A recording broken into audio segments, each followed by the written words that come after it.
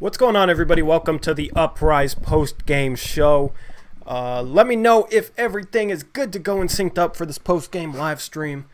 That was a huge win. I'm very excited. Eric, you were not first. I'm trying something a little different. I have the chat on a second monitor here. It might freeze up. The synchronization might not be perfect. I'm going to let Eric Brandt let me know on this one. And then I'll get Eric Brandt on the stream for you guys, and we can roll right into this post-game show. What a huge win for the Portland Trailblazers. That was a game that was a very important game to win, in my opinion, and they took care of business. They pulled this out by a one. I'll get into some of the problems, but we'll also focus on some of the positives because it was a win, and it was a very important game with the Blazers having a very important 4-game home stretch coming up in the next few days here. I see release Anthony Tolliver. I thought Anthony Tolliver actually put in maybe his best minutes of the season. He wasn't horrible. We do need to get an upgrade so we don't have to play Tolliver, but let's not be hating on Tolliver. Tolliver took a charge. He hit a three. He got a rebound putback they got fouled on. Tolliver, I thought, played a solid game. He played a good game for Anthony Tolliver. Yeah, that was a very, very important win for the Portland Trailblazers, man. I'll get Eric in here. Let me load up Skype. I'm going to put the cover up because the stream will start to lag a little bit as I pull this up. I'm very excited to get a faster computer so that this stuff doesn't lag at all, no matter what I'm doing with it.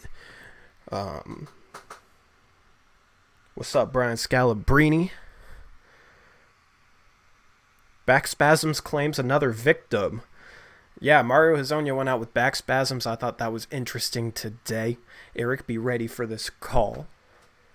And then we can dive right in. I'm hyped, man. I'm hyped. That was a good win. That was one of those sigh of relief wins because there's no way we should lose to the Phoenix Suns when they don't have Devin Booker and DeAndre Ayton. So now we're only a half game back of them. We'll look at some other NBA action tonight, but we're creeping up on a playoff spot. So everybody's talking about tank. I believe we're only a game back, maybe a game and a half, but we're looking good.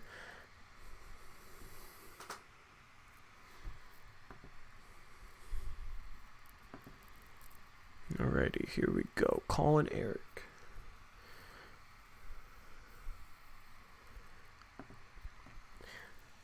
So I was watching the game at Black Rock at my coffee shop just to get out of the house. That's why I was a little late going live with the stream. Alright, what's up? You're muted. Let me know when you're ready to go and I'll unmute you. Alrighty, bro. Alrighty, so let me... Alright, here we go. We got Eric Brandt on the stream. What's up, everybody? Of the Uprise podcast. This was a very important win to get, man. It was not a game that I particularly enjoyed because the Blazers struggled mightily almost all game long, but they ended up taking care of business, and this is the type of game that the Blazers have had a tendency to lose so far this season. They tried to lose it. Yeah, the fact that they took care of business in the last minute was a big deal. Of course, they gave up that and 1-3. And that was just deja vu for me, man.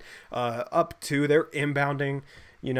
If you give up a shot, you want to give up a 2, so that they only tie the game, right? You want to give up a 2, maybe make them use some clock so that it can be a tied game and you can get last shot so you can play for the win or for overtime. But of course, you let Uprise get open running towards the corner and then you foul him.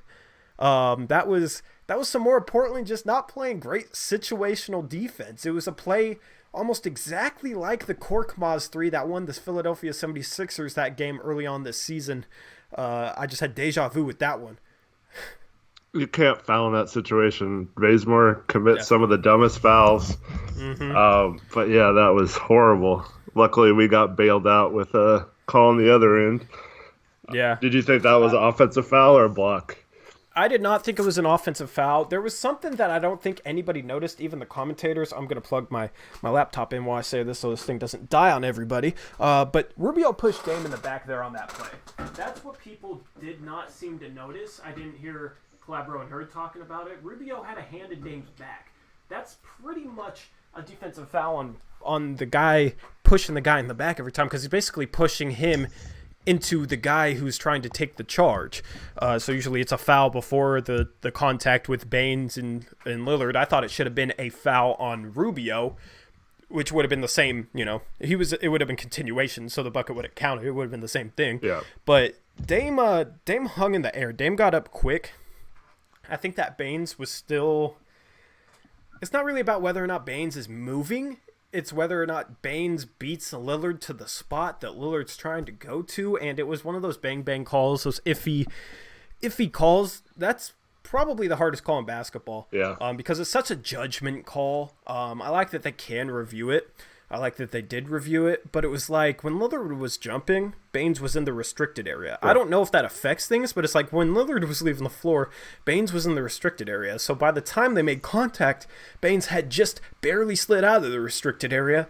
I feel like if you're in the restricted area when the guy jumps, he can't change his direction, and he sees you in the restricted area, then it shouldn't be a charge, if that makes sense. But I don't know exactly what the rule is on that. I believe you have to be set before the person leaves the ground. So once Dame left the ground, if Baines is not set in his position and he moves at all, then that's a blocking foul. Yeah.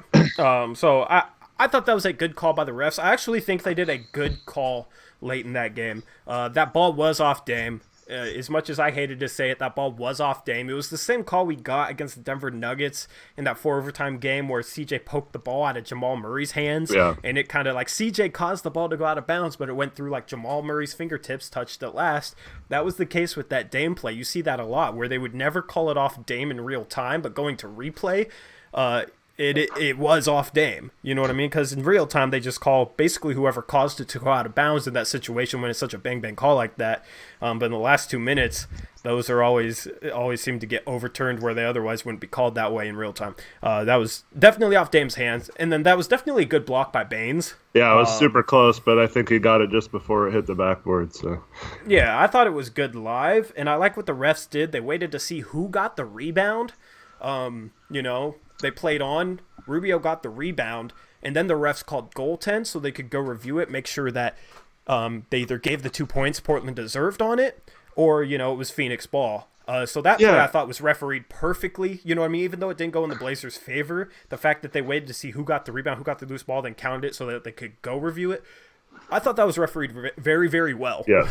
And I don't understand why that's not more the norm. Like, let the play finish and then call it so you can review it, and then you can find out what it's right. Whether I hate when they can't get it right because they didn't call it right or let it play out on the field. Yeah, you see that in basketball, you see that in football too. Yeah. That's a thing in the NFL. If there's a fumble, you let the play out. If it's like iffy, if you don't know for sure that he was down, you let it play out, and then so that you can review it, because they have to review scoring plays. So if they, if you let it play out and they score, then you review the play. That's kind of the same type of thing.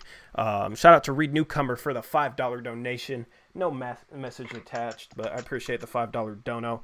So my stream's starting to lag a little bit. I'm not sure having chat on a second monitor is going to work for all that long. But yeah, does donating get him off blocked on Twitter? Yeah, I was just waiting for him to say something, because that engagement was kind of frustrating personally. But if he wants to donate every time I block him, I'll block him once a day and then I'll unblock him. No, I'm just kidding. Appreciate the dono. Anyway, the refs were horrible in the first half too. So the fact that I'm complimenting them is kind of strange. The refs were horrible. In the first half, the Blazers were fouling a lot too, and the refs were horrible. So that's how you end up with like 11 or 12 fouls in the first quarter or whatever it was. Part of it was definitely the Blazers playing undisciplined, making horrible fouls. There's Dame getting his third foul, just reaching in on a rebound, stuff like that. When you already have 2 fouls and you're Damian Lillard, you can't be trying to get rebounds by like reaching in and gambling. because a lot of times that will result in your third foul. A lot of times that will result in, especially at the end of the quarter, that resulted in Phoenix getting to the free throw line. And I feel like part of the reason we fell behind early was because they were shooting so many free throws. They were getting to the line a ton. I think that was a major issue. The refs definitely didn't help. They made some terrible calls in the first half, but I think in the second half they were a lot better. And down the stretch, I think they called the game perfectly. Dude, to be honest, there were so many people getting like knocked to the floor in the second half, and they didn't call. Oh no, they didn't call anything after they were calling like every touch foul in the first half. Yeah, dude, they were blowing their whistles so much the first half. Thank you, Dave Gibson. He says Blazers Uprise best channel on YouTube. Appreciate it, man. Trent Calmer says, I didn't watch this game, but glad to get the win. Was it an ugly win? It was definitely an ugly win. Yeah. It was a win that the game should not have been that close, okay? During the majority of the game, I was just going back and forth with Chad doing on Twitter, which I enjoy. And I know a lot of people that follow me enjoy that. Some people probably don't because I'm tweeting so much. I did lose 2 followers, so I'm back under 500 followers. But I'll just unblock Reed, and he can be my 500th follower, and he can have a special place in my heart as long as I don't get unfollowed again. But, yeah, I mean, I was just in a back and forth with Chad doing because the injuries excuse doesn't work in a game like this when the other team is missing Devin Booker and DeAndre Ayton, and they're not a good team otherwise. Like, their best player, Kelly Oubre, Frank Kaminsky, Aaron Baines, like, those are good role players, but they're missing their top two players. They fit well around Devin Booker and DeAndre Ayton. Those guys are the guys that make that team go. And this is a team that isn't a playoff team even with their best 2 players, so the fact that they didn't have their top 2 players, that's a game we should have won. And losing Collins hurts so much. Well, the power forward that we got because we lost Collins is Carmelo Anthony, and last time I checked, Carmelo had a terrific game tonight. Carmelo was phenomenal tonight. He was making plays on both ends. I don't think losing Zach Collins hurt us tonight because I don't think we would have had Carmelo if we didn't lose Zach Collins. And Carmelo had a very good game that was probably better than the game that Zach Collins would have put out there tonight, to be quite honest. Obviously, Zach helps the defense, but that's the thing. It's like games like this, it's like we weren't missing Zach. We had Carmelo absolutely killing it. His mid-range shot isn't really falling, but that's really the only area of his game that's really struggling at the moment. Yeah, he was huge. And Bazemore hit shots as well at small forward. We just need to work on that bench because I don't know how many bench points they had. I'm going to look it up right now. 10, I think. Do you want to look up bench points? I think it was 10. 10? Yeah, that's not good, man. That's not good. The starter scored 101. That's insane. If you want to read off do you want to read off the box score for this game? Sure. Usually that's my thing. I'll let you hit it. So CJ led the way with 30 points, 7 rebounds, 6 assists, 11 of 20 from the field, 3 of 7 from 3, made all 5 of his free throws, had a steal and a block, 5 turnovers, but he was, I think, 3rd on the team with a +7 tonight. Yeah, he was huge. But yeah, he had a really, really nice game. The turnovers suck, but everything else was good. He was really chippy tonight. He was getting into it. I don't know if it was with their bench or the. It kind of reminded me of the Evan Fournier game. Yeah, he was like mouthing off to the players and stuff. But yeah, he's got to be careful with his off arm still with when he drives. But other than that, really, really good game from CJ tonight. Dame had 27 points, 1 rebound, 5 assists on 9 of 21 for shooting. I think he started at least 0 for 4. He was 1 for 7 at one point. So he finished. If he was 1 for 7, 8 of 14 finished 8, after that. Yeah, phenomenal. You know what I mean? He was struggling early in the game, came back and had, a little bit below average efficiency, but he was 38% from 3. Yo, shout out to the $20 donation.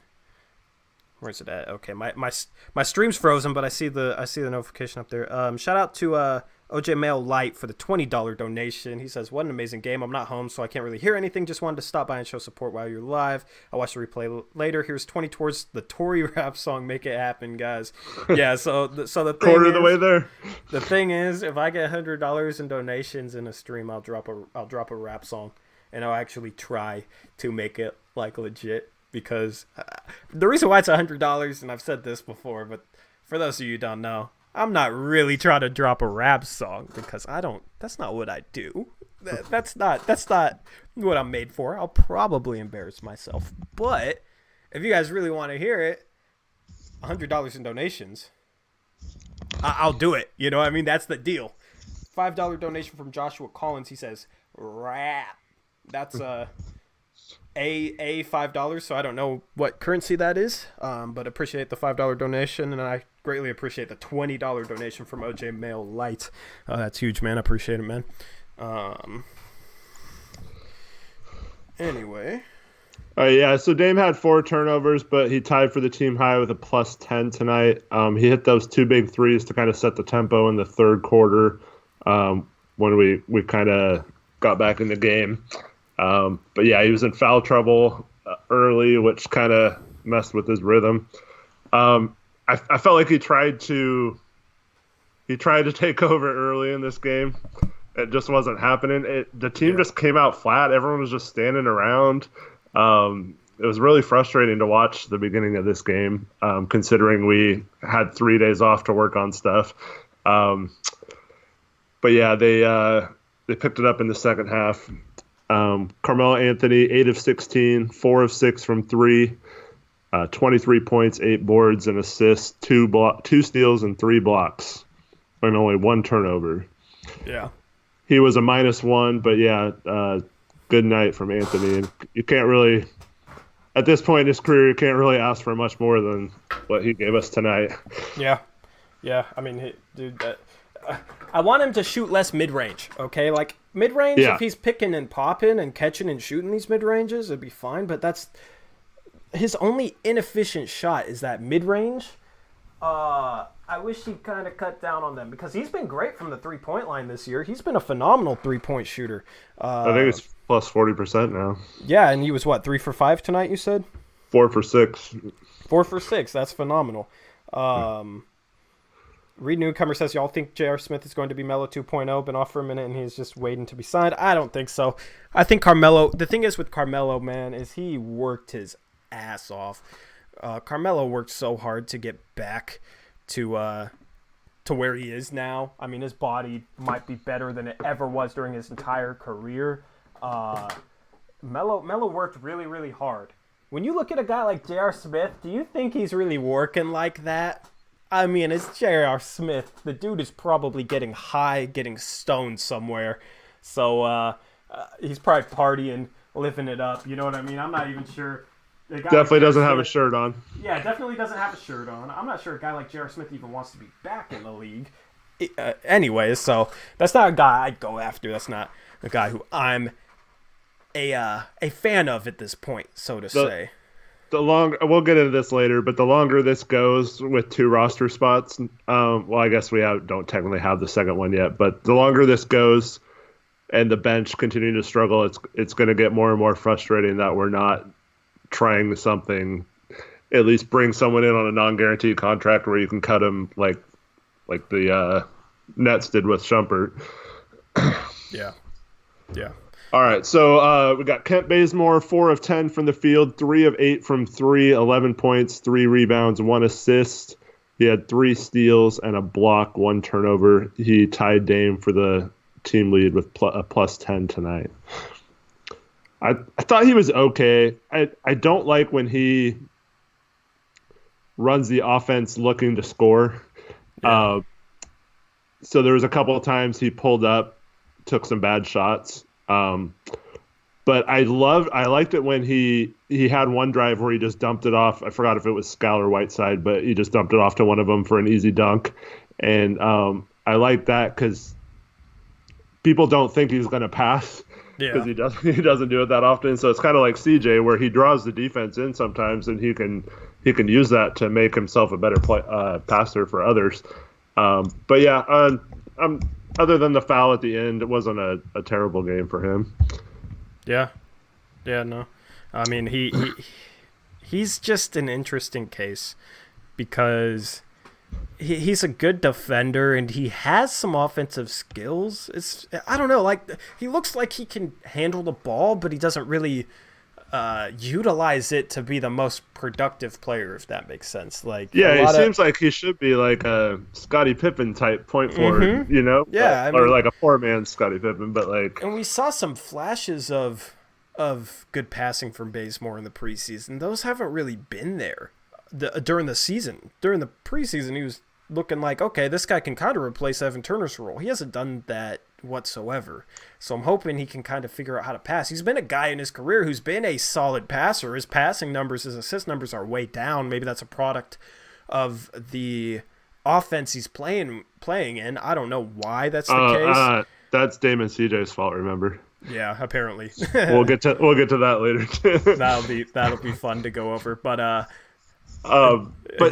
I feel like Bazemore would do better in a more up tempo, like second unit. And the thing is with that though is he loves those transition threes, those transition catch and shoot threes, and those kind of drive me crazy.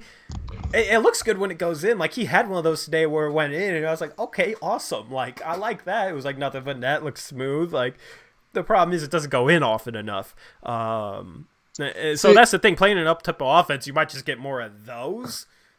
See, he used to be more of like an athletic freak when he was younger. Like throw it down in transition, like attack the basket aggressively. He used to be able to finish a lot better around the rim. And it's obvious he still has a little bit of that with all the chase down blocks he has. So like I just wish he would attack the rim a little more instead of trying to lay it up, go up strong. He did have a good lay-in off a inbounds play. Yeah. Cut to the rim. Yeah. We had a cut to the rim. Nice pass by Scal. And it got him a layup. And it's like once a game we have a set like that. It's like I wish we just tried to do that more because it's like it's not like, okay, it happens once and then we try it a couple more times and then it gets guarded. It's like we'll try like a play like that once, it'll work, and then we won't try it again for the rest of the game. I love that play. It was a good play. I'd be touting Stotts' sets if he had more sets like that.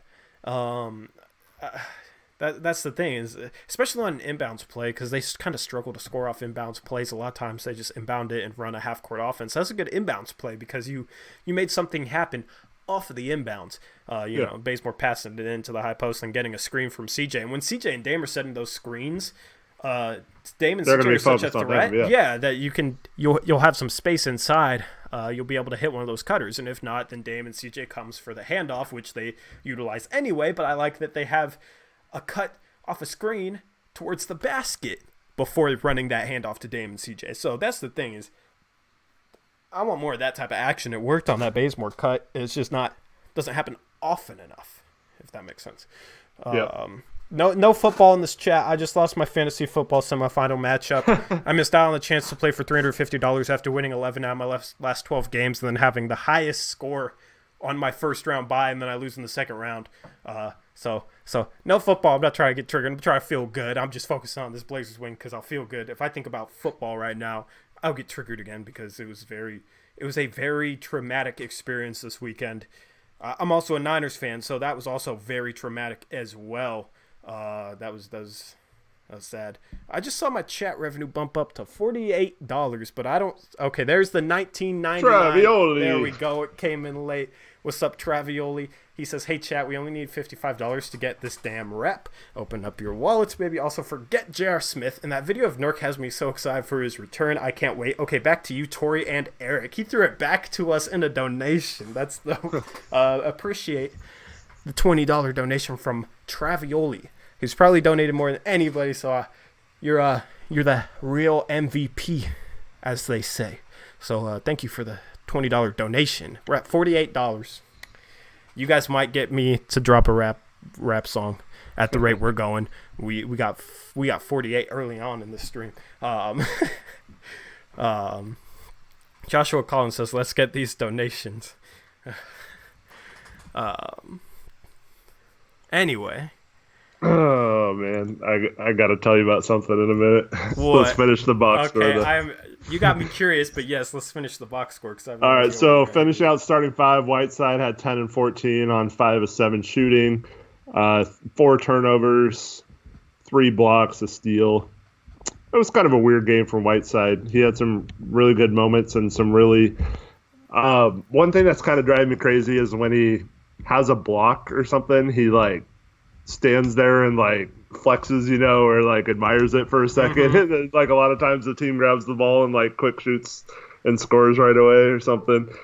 He also had a couple plays where he just like went through another player on the team getting a rebound and the ball like got jarred loose and one of it almost went out of bounds. Thankfully, I think Melo ran it down, and the other one it did result in Phoenix getting the ball back. He ran over. Like, He ran over Tolliver on a rebound. Yeah, yeah, that's like chill out, man. dude has to get his rebound stats, man. Yeah, It's he's a top 5 rebound chaser.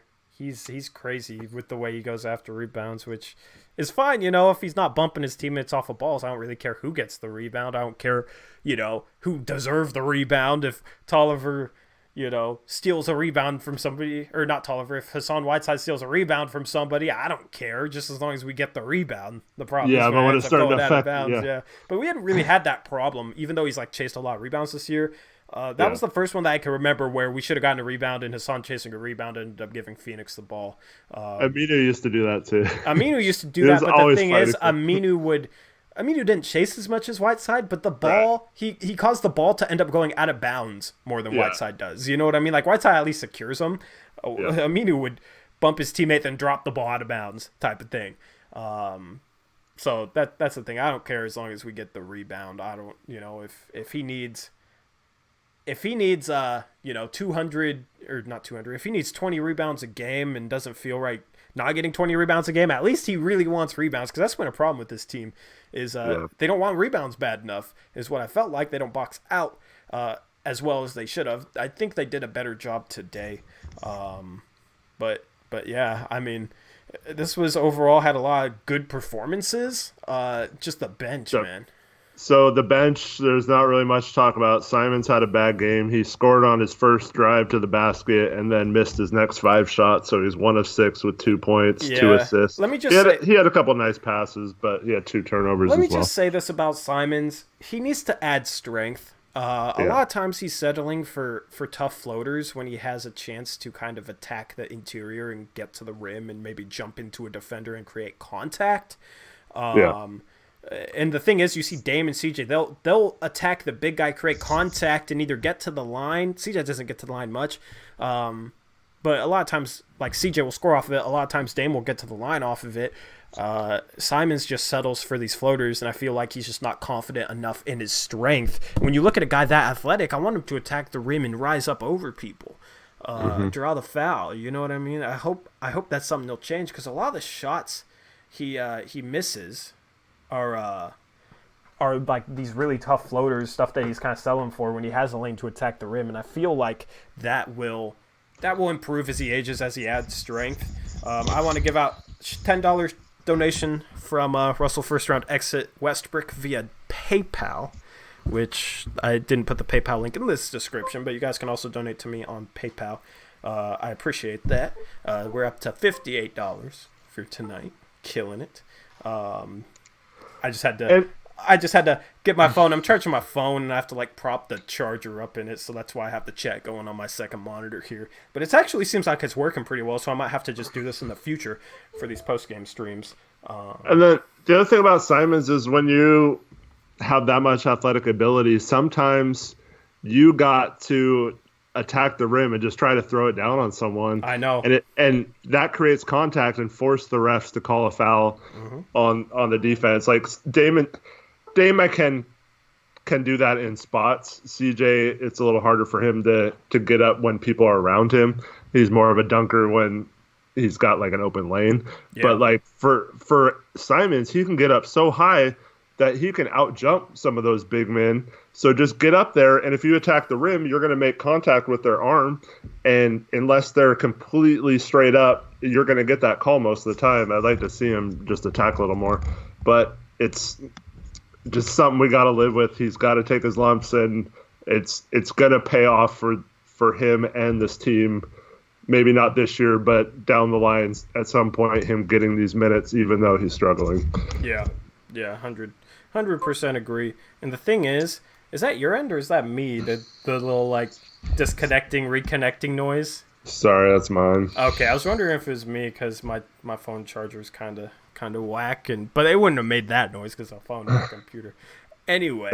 I have like a USB keyboard and mouse, and for some reason the thing keeps getting. I don't know. It doesn't. That means chat hears that as well. Sorry. No, it's all good. It's quiet. It's not that loud at all.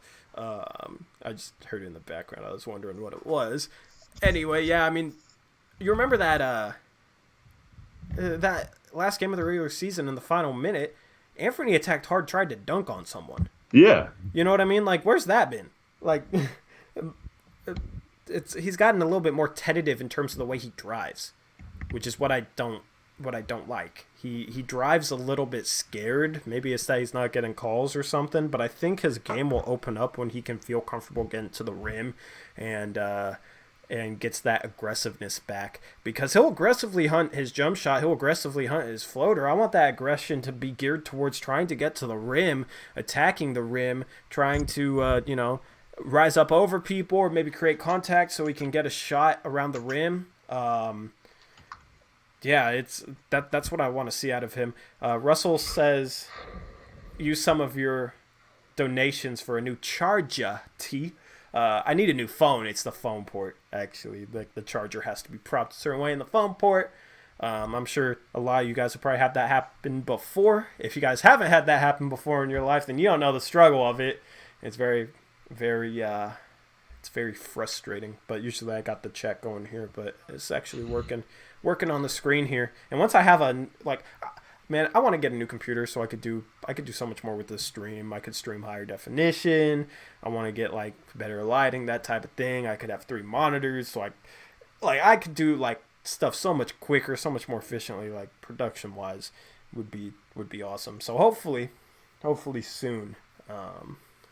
Soon. That's something that I'll do. I'm trying to save it for something like legitimately good. But anyway, back to the box score. Back to the bench. So Hazonia had 2 points on that one crazy play where I have no idea what he was doing, and then he got the ball back after he kind of passed to himself, or trying to pass to a big, but it didn't get to the big, and then he got fouled shooting at like free throw line jumper and got bailed out. So he made both free throws there, but that's pretty much all he did in 4 minutes. Yeah. And then Tolliver was 1 for 2 on 3-pointers, had 4 points, split a pair at the free throw line. Yeah, he wasn't terrible tonight, to be honest. 2 rebounds, 2 assists. He was he was a +1, the only bench guy in the positive. Yeah, I mean, he took a charge. He got that trip. He went to the line. It was off an offensive rebound that he got. He hit a 3. Nothing crazy at all, but for a guy like Tolliver, if he can just do that, okay, then he's not going to be a horrible liability like he has been so far this season. So I actually didn't mind Tolliver on the floor tonight. I'm one of the guys who have hated on him the most.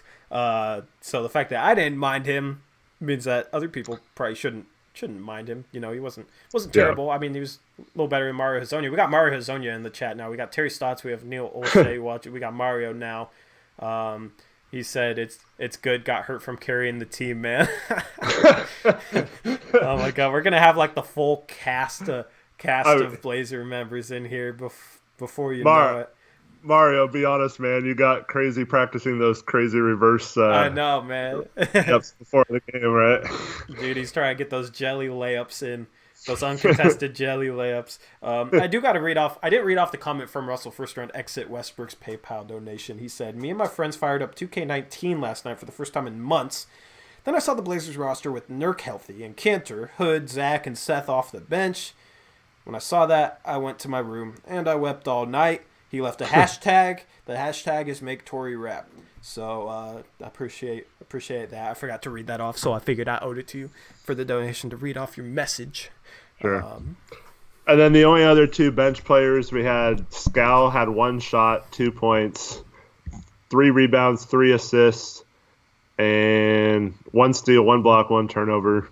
So not a bad 13 minutes. I didn't think he played terrible. He had some dumb fouls, but other than that, he wasn't. Yeah, sorry, I'm just reading chat. And then the only other player that played was Trent. Played 13 minutes as well. Took 1 shot, missed it. He's been kind of invisible when he's out there. He had a man's rebound though. I wish we rebounded with that intensity. That was a great rebound, dude. He wrestled that away. He threw a bow. Yeah, that was really Rubio flopped on that though. I think it was Rubio. Yeah, Rubio's sure. a flopper like that. There were so many of those plays in the second half though. Yeah. That one where Rubio or Whiteside flopped too, and then Rubio traveled. That was awesome. There was so much. Okay, chat. I don't really know how to explain it. Russell First Round Exit Westbrook says thank you for reading it. Thank you for the donation, bro. Appreciate your support as always. But anyway, there was a lot of stuff that happened in the fourth quarter where it's like, what am I watching? What is happening? Yeah. Chat, do you have that feeling as well? There was just like a lot of like weird plays where it's just like, what is going on? There was a play where, Whiteside got a block, and then he got another block, and he started flexing or something, looking towards the bench while a Phoenix Sun got the rebound right after him. It's like he blocked the shot. It was like, okay, I did my work. I'm going to flex to the bench and stare at the bench while the Phoenix Suns grabbed the rebound. And he literally like walked away from the hoop while doing it. Yeah, he was like walking behind everyone. Yeah, it's weird. It was like, what the hell are you doing? I have to fire up. I have to look at that clip after this is done. But it's like, what? That was such a Whiteside thing. There's a play where he flopped down on offense, I think, and he like took forever to get back, and they scored. There's a lot of plays with Whiteside tonight where she's like, "What are you doing?" It was strange, man, and there was so many flops in the fourth quarter, and it ended up to ugly stuff. That was a good call on that Rubio travel because he did travel. I feel like most refs wouldn't have called that, but refs have been better on calling travels this year. They've been a lot better at calling travels this year, in my opinion. They called his little hop step in the first half too. Yeah, they're calling stuff that they wouldn't have called last year, so that's an area of emphasis this year. I think they wanted to do a better job calling travels, and I think they've done that. So, but there was a lot of funny plays down the stretch. For sure.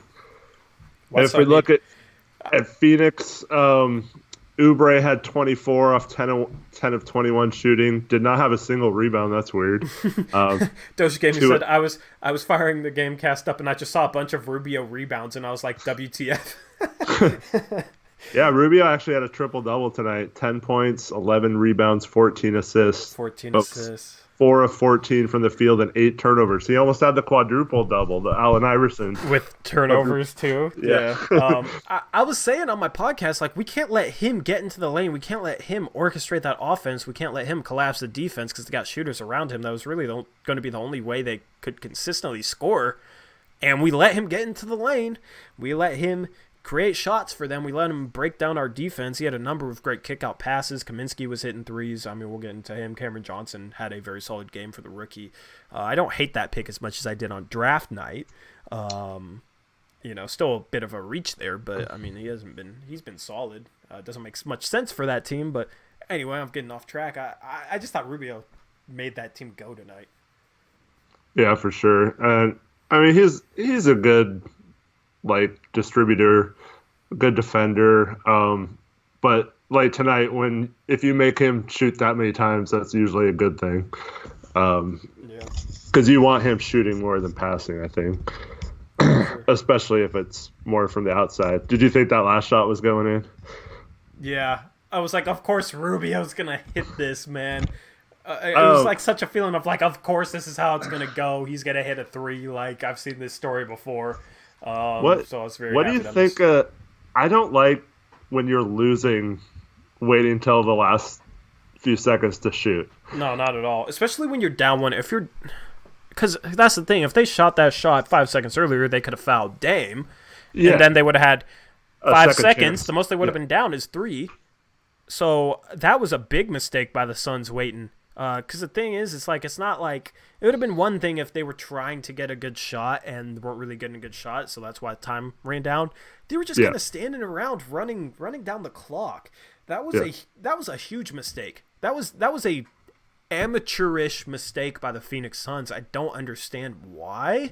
Like, it was like we're gonna win or lose, but it's like, okay, well, if you score with 5 seconds left, yeah, you give us time, but like, your chances for winning are higher if you get a shot earlier in the shot clock because you can foul, maybe get an offensive rebound. You create more options for yourself other than, okay, we have to hit this shot or we lose the game, because it was hit the shot or lose the game. And they didn't end up getting a good shot because they wound down the clock so much without any action that they had to settle for a Ricky Rubio 3. Yeah, but you don't want to rely on a Ricky Rubio 3. I don't know what he's shooting for the season. I'm going to look it up, but I don't think it's good. You know what I mean? He's never been a good three-point shooter. And you have so many shooters around him. You want him to be the one making the play, kicking out to one of the guys around him, because Kaminsky was shooting well. Cameron Johnson hit some threes. Kelly Oubre had just hit a clutch 3. So that I didn't really understand that. On the season, he's shooting under 31% from 3. Yeah. So it's not the guy you want shooting. It was just kind of like, because there's a play at the end of the first half where he hit like that 3 where he was leaning to the side.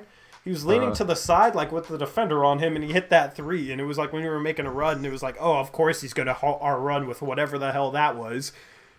You know what shot I'm talking about? Yeah. And then we gave up the full court shot not shot, but let guy drive all the way to the length of the court in 4 seconds. That was ridiculous. That was a Kobo, too. That's a guy who barely plays for him. We were both high on him coming out of the draft. I feel like in a different situation, he could have been a solid role player. I don't know. His shot, he looks like tentative when he shoots, and I thought he was going to be a lot better shooter, but dude's not really in the rotation. And you let him just inbound the ball and just go coast to coast with really little resistance. Anthony didn't really try and get in front of him. Tolliver was weak on his help. That play was just like, oh my God, I know we've had injuries, guys, but it's just like situational defense like that, like fouling Oubre on the 3. Our situational defense hasn't been good for years. It's always been that way with us. It's partly on the players. They got to recognize the situation more. You can't foul Oubre on that 3 if you're Kent Bazemore. You have to stop ball from going coast to coast with 3 seconds left when they're inbounding from almost full court. And some of that's probably on the coach a little bit too. I don't know. Well, I mean, it happened with Draymond Green getting rebounds and going coast to coast all Golden State series last year. I know. Or we'd let him get so deep that we'd have to send 3 guys at him. We'd panic and 3 guys would sprint at him, and he'd have his kick-out options easily available to him. So if we didn't have end-of-quarter issues, I feel like we'd be above 500 right now. Because, last game against Denver, we let them go on a 10-0 run at the end of the third and break that game open. There's just so many games, both situationally and just when we're in foul trouble, and we let them go on a 6-2 run to end a quarter, and instead of being up 1, we're down 3, or so, little things like that, you know? Yeah. Yeah, I mean, the situational basketball is something that I've had a problem with, and I don't think that's something you can blame on. I don't think that's an injury thing, you know what I mean? Because it's been a thing for a while, and situational basketball is situational basketball no matter what NBA player combination you have out there on the floor. As we talk about these next few guys, including Oubre, who we already talked about, so Kaminsky was at 17, 5, and 5 on 7 of 14 shooting, 2 of 5 from deep. And then Baines was 5 of 6 shooting, 13 points, 2 of 2 from 3-point. And then Cameron Johnson, 13 points, 3 rebounds, 3 assists on 5 of 8 shooting, 3 of 6 from deep. I feel like there were so many times where we went under picks, or one person thought they were switching a pick and the other person didn't switch, and it just led to them getting wide open picks. And once again, I don't think that's a talent thing. That's a not scheming well enough thing, in my opinion. And it's just the amount of open threes we give up to good shooters is driving me crazy. Yeah, I mean, there was a play where Oubre had a 3 I wish I could easily clip plays and tweet them out. I need to figure out how people do that because people do that. But there was a play where Melo kind of fell asleep, got backdoor cut a little bit, but he didn't need a ton of help, and Mario overhelped. Right. Overhelped on that guy, and then he was. They both went, yeah. Yeah, he was slow. He was slow closing out on Oubre. Like he didn't sprint out to Oubre. That was kind of like a perfect example of just like us not being like on a string defensively. Us not being like, just overhelping has been a problem defensively. Falling asleep off the ball has been a problem defensively. Not closing out well, not closing out fast enough has been a problem defensively. So I think that play was kind of all of those things combined in one. And stuff like that almost cost us a win tonight, Against a team that we had to beat, but I'm glad we beat them. I'm going to fire up team stats. I'll read off the team stats because I do want to check out how we compared to the Phoenix Suns in terms of certain areas of the game tonight. Let me see. ESPN app. Anyway. What? I missed, I have to go. JC0317 said, "Who's gonna ban me?" Okay, sure. I don't know why you said who's gonna ban me or whatever he said. I forget exactly what he said, but something like that. It's like, me? Because he's been hating a lot in here, man. He was hating on our podcast earlier. I don't understand it. So Brian Scalabrini said he had 12 points, 3 assists, 5 rebounds, a steal, and 2 turnovers tonight. Good. That's a pretty solid game. Oh, is that a freshman team? Because I remember you asking us about tips for your tryouts, man. It seems like it's turning out pretty well. Yeah, keep us updated like that, dude. I like hearing updates about what you're doing, man. Congrats on that. Yeah, that's a good game. He said 12 points.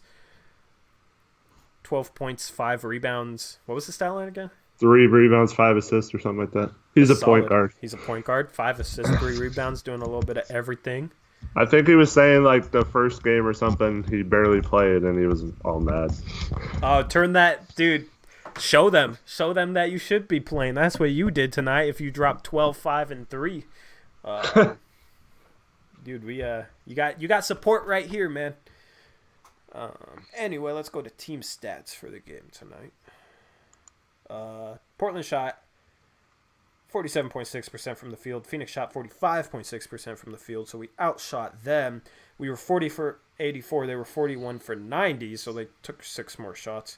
3-point line, we actually shot better than them. That's something that surprised me. We were 14 for 34, 41.2%. They were 12 for 34, 35.3%.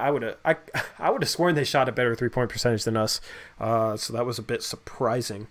Equal number of attempts. Free throw line, surprised we shot more free throws than them. Also, we were 17 for 20. They were 16 for 19. So pretty even in terms of efficiency. That's what you'd expect out of a 1-point victory. Offensive rebounds were a little bit more of a problem than I thought. We gave up 11 of them to the Suns. I didn't think we gave up that much. But we got 9 ourselves, so we kind of mashed them in that area. Rebounding advantage, they had it 44 to 41.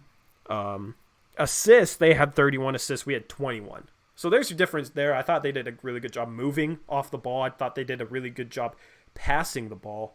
And I thought they played a good brand of offense, and I think that was a perfect example of how, even though they're without their 2 best players, they were still playing a good brand of basketball. I think that injuries doesn't stop you from playing a good brand of basketball, even though that's the excuse guys like Chad Doing want to make up for every issue the team faces, it seems. But we'll get into that in a little bit because that was a fun Twitter back and forth. I felt like I performed pretty well in that Twitter back and forth. That's what I have to tell you about.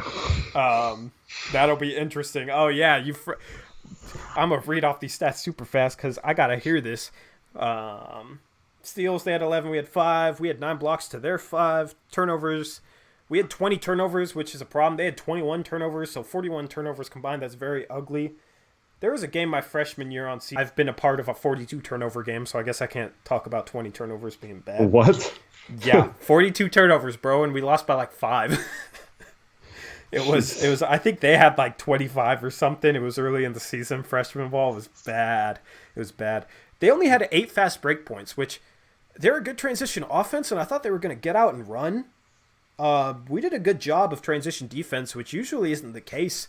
I was surprised that they didn't really get out and run. We doubled them up, more than doubled them. We had 18 fast break points to their 8. Points in the paint were perfectly even, 48 apiece. We had 27 fouls. They had 21. So after the first quarter, I think it was like 11 or 12 fouls in the first quarter. Mm-hmm.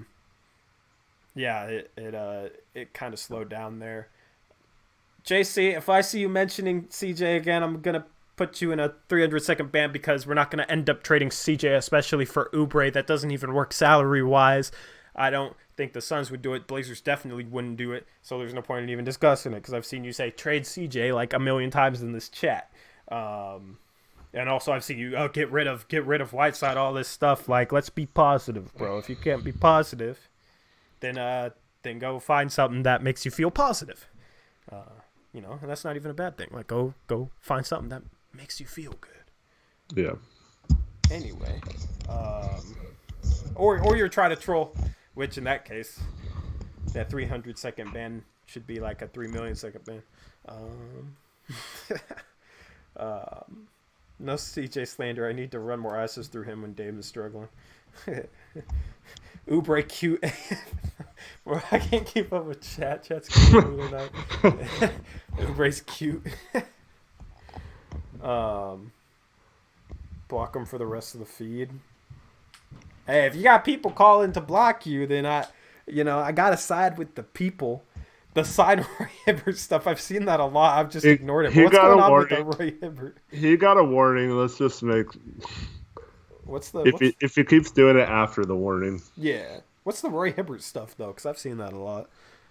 I don't get it. Anyway, you got to tell me. You got to tell me whatever it is you're gonna tell me. So, all right. So we'll get a drum roll. That aren't on Twitter. Chad and Tori were Chad Doing and our very own Tori Jones had a very big back and forth during the entire game tonight. I don't think it was like malicious at all, though. For the most part, it wasn't malicious. But so if you listened to our podcast earlier, we talked about how we knew once Booker and Ayton were going to be out that we'd have people, if we struggled or got down big in this game, still be like, "Oh, it's the injuries." And both Tori and I feel like, yes, the injuries are a problem for our team, but there's this game and several other games that we've lost where the other team has the same level of injuries, so it shouldn't have been an excuse for us to get our butt kicked in those kind of games. And so I don't know how it started. You can maybe... I don't know. I think he tweeted... Oh, no, Trayvon. God, I forget. It's Trevin. Trevin. Yeah, he's not. I don't know if he's in here right now, but he said he just baited Chad Doing. He DM'd me. He's like, I baited Chad with this, and he copied a link to a tweet, and he had asked Chad. He was like, so why are we struggling so bad right now, or something like that? And Chad's just posted a one-word reply, just said injuries, and then Trevin DM'd me. He was like, I baited him with this. So then I responded, like, how are you going to blame injuries right now? We're playing the Phoenix Suns. They're without Booker and Ayton. And that started that whole back and forth. Yeah, so they went back and forth the whole game. And so my whole thing is injuries are a part of this, right? They're obviously a big part of the equation of why we're struggling this year. If we were fully healthy, I don't think we would be anywhere near this bad, obviously. But I'm really sick of the people who just, like, you can't even criticize a single thing that happens on the court or with the coaching or with a player, and they'll just be like, well, it's injuries. And it's like, well, why aren't we running a less stagnant offense? Well, injuries. Like, why aren't we rebounding better? Injuries. Mm-hmm. Why aren't we playing, like trying something, a different type of pick and roll philosophy on defense or something? Injuries. Like, no, it's not. Like, we've had the same defensive philosophies for 8 years now. Like it's not something that's exclusive to this season, and that's mostly what you've been saying for years. And I haven't had this platform that you've had, but I've said a lot of the same things over the years, that even when we've been fully healthy, it's not injuries, most of the things we're talking about. And I don't care if you think injuries are the problem, that's fine, but don't just pass every single complaint off as, well, there's injuries. Like, and that bugs me. It's like you can't even have a conversation about how good of a job Stotts is doing this year because he gets an automatic pass for injuries. And so someone, it was, what's his name? Chris Burkhart or whatever. So he brought up like, well, why isn't Kerr getting why are people saying to fire Steve Kerr then? It's like, well, first of all, he's won 3 championships, so like he gets a bit of a pass there, dude. And then they're like, well, Stotts has exceeded expectations every single season as coach or whatever. It's like, well, did he exceed expectations when we got swept in the first round by the Pelicans? Like, is that exceeding expectations? Like, yeah, and my response to that was he only exceeded expectations if you put too much emphasis on the average bettor, since the average bettor across the nation is what makes the Vegas over-under line in terms of win totals. Or if you only think they overachieve if you put too much of an emphasis on what national analysts say. The same national analysts that thought that we were going to be relying heavily on Andrew Nicholson this year. So that's what you put. If you put stock in us overachieving, it's putting stock in that, which if they weren't trying to make a point, they wouldn't put stock in the average Vegas bettor. They wouldn't put stock in those analysts. But since they're trying to make a point, they put a ton of stock into those guys. We overachieved based on their expectations. And the thing is, this team still has Dame and CJ, one of the best backcourts in the NBA. You could roll out 3 average players in the NBA, and they should still be able to win a decent amount of games, regardless of the coaching. And so I and you will both call out coaching mistakes we see, because I don't think it's an excuse to say that we can't win games when we have those 2 guys on the floor and we have a center putting up good numbers. We now have one of the greatest scorers of all time in our front court as well. Like, there is no reason why our offense should not look really, really solid right now. And the fact that we have like a middle of the pack offense versus offensively, our team is better than it was last year, and it was like this when we had complaints when Hood was healthy about him he was like the most efficient player in the league pretty much as like a guard player, and we would go and get him like 8 shots a game, and it's just frustrating. So I put a Twitter, I got involved in this too, trying to defend our boy, and so I put that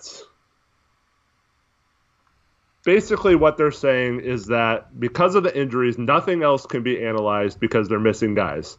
And that Torrey has listed numerous issues that have been a problem for years. And that I don't think this is a 10-16 roster, even if you consider the injuries. Yeah, that's what gets lost in translation, too. Let me just add this in, is people are like, oh, you're being so negative towards the coaching staff, towards this, they're dealing with injuries. It's like, I think the roster is better than they think it is. I'm more positive in terms of the players we have than they are. That's why I'm harder on the coaching than they are. It's kind of either or. So it's not just me being negative and focusing on blaming the coach or whatever. Them by saying injuries are basically saying this roster sucks and they should be 10-16. They should struggle to win games like this one tonight. And Chad was very insistent all offseason about how this was a contending roster, even with Nurkic out. And so now we have an injury. Like I said, the Hood injury didn't happen until a few games ago. So, like, what was his excuse before Hood got hurt? And then his only thing is, well, Collins was a huge part of it. And yes, that can be true, but it can also be true that it's not just Collins, that the coaching hasn't been good, that certain players haven't been good. Like it can be all these things. It can't just be the injuries, and that's it. No other argument. Sorry. Case closed. So when I put that, I believe this is 10 and 16, and he's dug in on the injury thing, because if he says it's anything else, this is Chad doing. He's admitting that he was wrong in the offseason, right? Yep. Because the roster is better. I think it is as good as he thought it was in the offseason. Yeah. Obviously, the injuries make us from contenders to fighting for a playoff spot, but it's not this far below 500 bad. Anyway, so when I put that, and then so he responded, yes, it is. So he's saying it is a 10 and 16 roster. And they're basically overestimating the impact of Zach Collins. And I'm the biggest Zach Collins fan out there, but like apparently, you know, the thing is we were struggling while we had Hood, and we had time to adjust to Nurkic's injury. We went out and got a really, really solid starting center. So the whole, we don't have a starting center. Yeah, we do. Hassan Whiteside's a starting center. He gets a lot of hate, but he's a starting center. And Chad Doing hypes up Hassan Whiteside, but then he'll say, oh, well, we don't have 3 starters. It's like, oh, we have a starting center that we got because Nurkic was out. And then, you know, we replaced Collins with Melo, who on certain nights is just as productive as Collins would be. And then we were struggling with Hood anyway. You know what I mean? So the impact of the injuries has been completely overstated. And it's like they overstate it so they don't have to criticize the coach. You don't have to criticize other things while we're struggling to beat teams like this Phoenix Suns team tonight. And it's so that they don't have to say, oh, yeah, we overhyped the team in the preseason. We don't, you know, the roster's worse than we thought. It just doesn't add up, if that makes sense.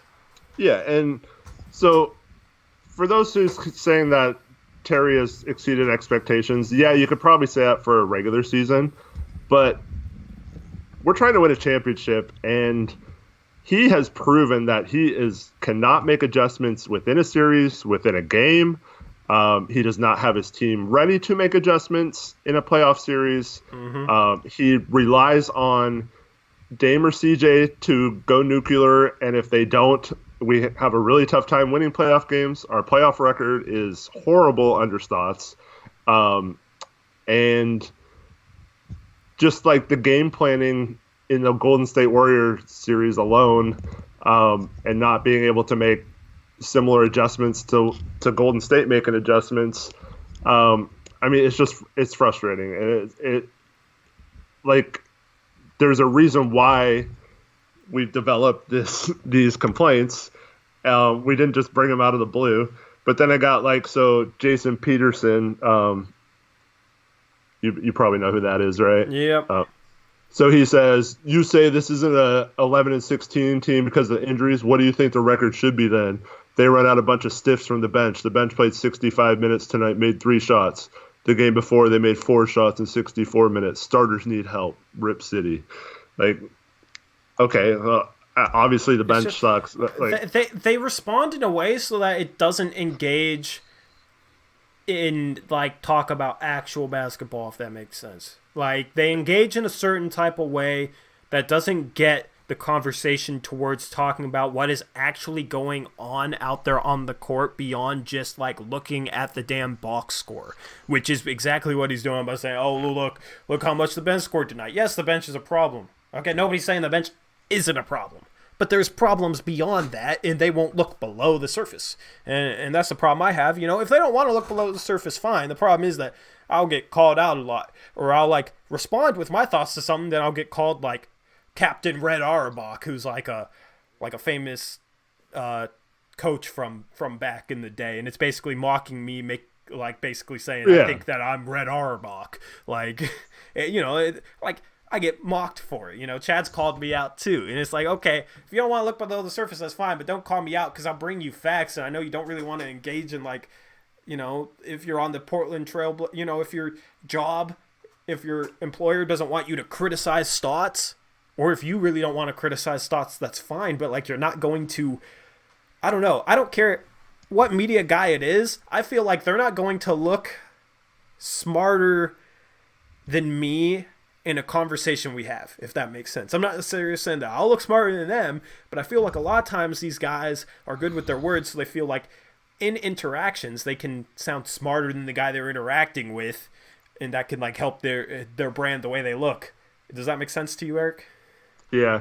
And I hate how they like, I don't know if this is a Twitter thing or not, since I'm still fairly new to Twitter, but instead of just like replying to stuff, they like they tweet it with your tweet thing. That so is you, weird. You can't follow a conversation. It's like all different tweets. So like it never flows into a conversation. I know. That's the thing, man. It's like and they enjoy it. I enjoy it. Like, I'm fine with it. Whatever. It's just funny, man. It's like it's a common thing. You know what I mean? And I'd go on Rip City Drive. I'd go on TV. Screw it. He just has to invite me in, because I'm not gonna like call in when he can like decide when to mute me, and then like mute me when he doesn't want me to make any more of my point. You know what I mean? Because he takes callers, but I'm not gonna call in and like on like if it's like legitimate like that. And he said I can come on it in the past, but he hasn't reached out. But we could debate on air, and that would be hyped up to the point that I think it'd help his viewership a little bit. Getting some people from here, I mean, I think it would be good for the show. Yeah, and it'd help me, and it'd be a good thing all around. I'd do it. He doesn't seem to want to do it though. So this is what I think you're kind of talking about, and I love a lot of the people in chat that are on Twitter too, because they'll stick up for you too, or like have similar points. So what we have, yeah. What I love about that is I used to get beat down by Chad Doing's like followers. Like, just he'd say something and they'd like say the same type of stuff he would, and I didn't have a following. Yeah, I didn't have a platform. Yeah. So I'd have to deal with that. Now like people are, I got a lot of good supporters that engage with me a lot on Twitter. I love that, man. Like, you guys make that a lot of fun. So now I'll just like be confident in what I say, and people like will have good responses to it. Like, I'll have like you'll have a legitimate group of people that think different things supporting different people. So I was actually surprised at the lack of people agreeing with him, or like I was too. I'm gonna be honest. Yeah. But anyway, so then so Zacho Kalapana, I don't know if he's in the chat right now, but he was saying, well, Cavs, Warriors, Philly, Kings, when they didn't have Bagley and Fox, were all winnable games that the Blazers choked. They were in those games and just blew it. Nothing to do with injuries, especially when all those teams had injuries that were their best guys out too. Yeah. And so he just they got smoked by Golden State Warriors, didn't deserve to win that game. Well, okay, so it wasn't the injuries that game, because they had Curry and Thompson out, like, they had Draymond Russell out, and they had Draymond Green out. Yeah, they had their four best players out, and Looney was out. Their whole starting five was out that game. So like, and we had Hood. So they smoked us. So that's like, how do you use injuries as your excuse then? If it's all injuries, like, how do you explain that? Yeah. The Philly game we talked about several times. If we just switch the pick in the basic basketball situation at the end, either they have to make a much tougher shot or we win that game. The Cavs game was just ridiculous that we didn't win that game. And then the Kings game, we sucked, even though they had a pretty weak team out there that game.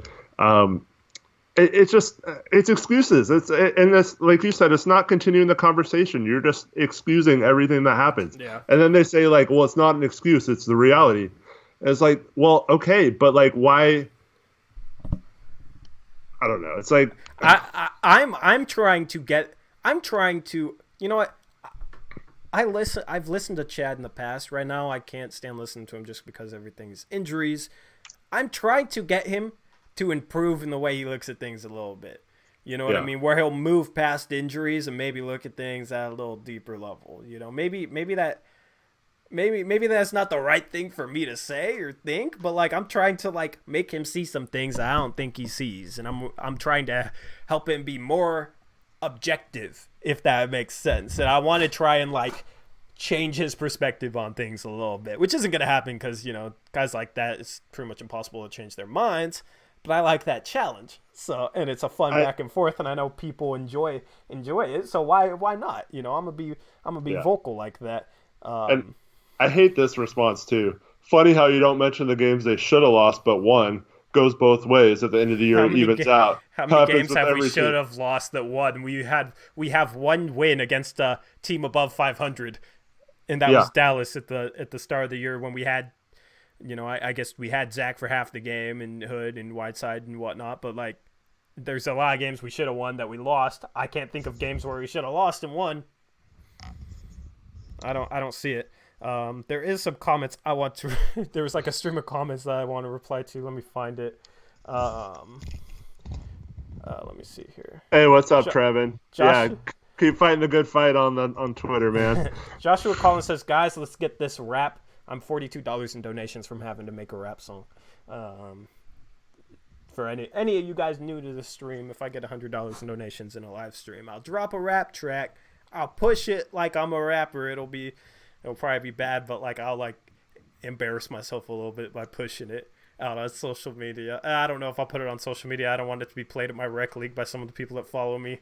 But yeah, I'll make like I'll have like subtle little Chad doing this isn't there. I'll have subtle little like this is to media. I'll try and be like clever with it. That'd be hella funny. So $42 more. We're already at 58, which I think is the most donations I've ever gotten for a live stream. But then also after that comment, Russell first round exit Westbrook said, "We gotta form a barrier to protect Tory from the hashtag Stotts bomb." Oh, that's funny. I like that comment. I had to read that comment out loud. Anthony Tolliver, you should have enough money. You're getting paid to do nothing. I know you're getting 1.5 million. No, you're getting 2.5 million. So let's see it. Anthony Tolliver. We got Hazonia in here. Who's getting paid. Evan Turner's getting $18 million. What's my opinion on Rip Twitty? I don't pay enough attention to them. What's your opinion on him? I'm still fairly new to Twitter. Like I know of them, and I was more saying that back good. to knock, but yeah. What's your opinion too? Oh, okay. Yeah, I think it's kind of cool how they're letting like person take over their Twitter each game, but yeah. They probably wouldn't let me take over their Twitter. Yeah. Probably have a vetting process. What do you think about Terry Stotts? What do you think are the problems for the team? Oh, injuries? Okay, yes, you can run our Twitter. Their thoughts. Why do you say that, bro? What? That wasn't the response I was expecting. I don't even. Doesn't that like Neela Madison girl have a part in that? She was a part of it. I don't know if she still is. Isn't she like a part of like Pinwheel Empire too? I don't really understand how all that works with them. I don't understand. I don't fully understand exactly what Pinwheel Empire is because I think it's something beyond a Twitter page, but it doesn't seem like it at the same time. Mm-hmm. Then again, I can't see on their Twitter page and I'm blocked, so the True Blazer fan is like partnered up with them too. Like they become like buddy, which is funny because okay, I probably shouldn't say. Oh, I shouldn't say this. I'm probably not gonna say this. I'm thinking about. I don't know, because There's some things that like I will hold back from saying that you guys would probably be like, "Oh, why are you holding back from saying that? Why are you worried about saying that?" But when people know you and you have relationships, you don't really want to spill stuff, and it's not even a big deal. But I don't. You know what? It probably won't get back to them. So I'm gonna say it. Screw it. No, I'm gonna say screw it. You know what? I'm gonna say screw it. I say what I want to say. That's why people follow me. It's not even that big of a deal. But True Blazer fan was mad for a whole year because Pinwheel Empire wouldn't follow him back on Twitter, and he followed Pinwheel Empire, which I kind of get. You know what I mean? And he wasn't the biggest fan of Pinwheel Empire, and then they sat to get like. They randomly sat literally right next to each other at a game, or like he was like directly behind. Pinwheel Empire was directly behind the guy who runs True Blazer fan, and now they like hit it off, and now they're like doing like this like betting segment, kind of like we do, but they only bet on Blazer games, and that's kind of like surrounding their like the Pinwheel Empire Twitter and the True Blazer fan YouTube page, and I just think it was funny how like, oh, he won't even follow me back, and now they're like close, like buddy, that type of thing. A lot of you guys are probably like, oh, why wouldn't you want to share that? I just didn't want anybody to be mad at me for sharing that. But I don't think, I'm pretty sure neither of them is watching right now. And if they are, then I just created maybe I created a bunch of drama. I don't know.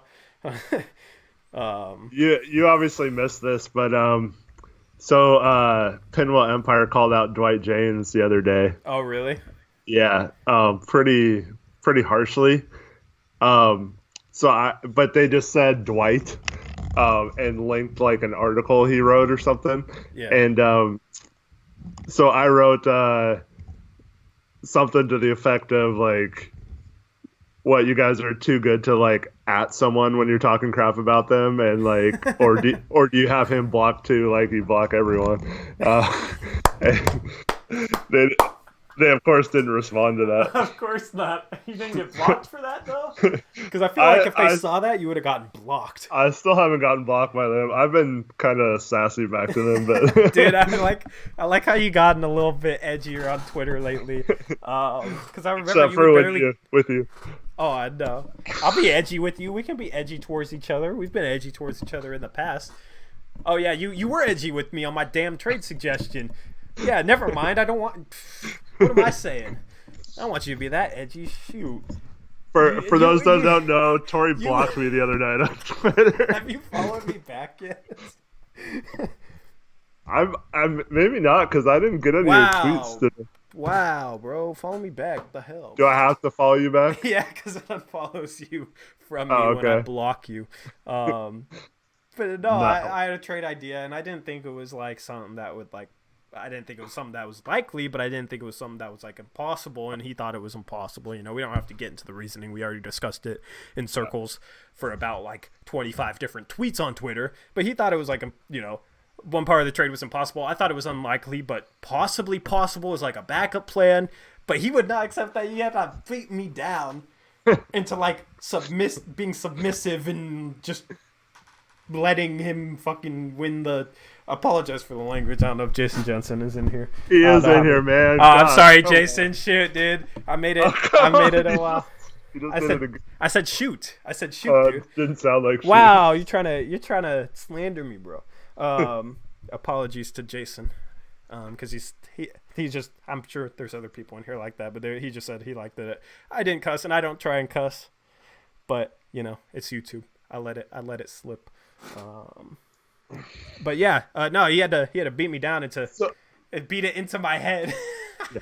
And I was I just didn't get, because Tori admitted that it was probably not going to happen, and then he'd go like, "Oh, but I think it's going to happen." With the trade suggestion, though, that's implied. Like it's a trade suggestion. But you pride yourself on being realistic, and yeah, I mean, when I'm trying to come up, I didn't even come up with a trade suggestion today. But I'm starting the segment where I'm trying to come up with like a trade suggestion. I came up every with day or every other day. And when I'm trying to be unique in terms of my trade suggestion, because my like top couple of plans, couple of targets, and I think they're realistic. When you try and start being unique, it's not going to be as realistic as those. Right. So that's the thing. And that's one thing I appreciate about you is you're usually realistic, so I have to call you out when you're not. Well, I mean, you could text me and be like, that's unrealistic. But no, dude has to like try and like ruin my brand. Sorry, I didn't know that's Twitter. Not how Twitter works. You're trying to ruin my clout. You're trying to steal my clout by calling me. We'll come up with better clout. Just like I'm trying to steal Chad Doing's clout.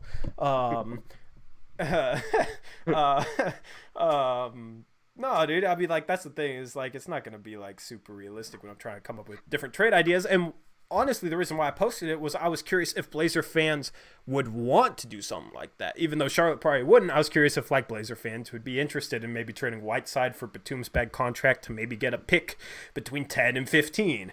We'll see. You're dug in on trying to get a pick for Whiteside, which I would love if that happened. Which I don't think it's likely Charlotte would do it, and I wouldn't do it if it was Charlotte, but it was more like I posted it just to see how Blazer fans would react to, like, okay, part of this trade, we're going to trade Whiteside for Batum just because we need a wing, because I think we were trading for a big in a different trade or something. So it was like Whiteside for Batum's awful contract, $27 million over the next 2 years, and a pick.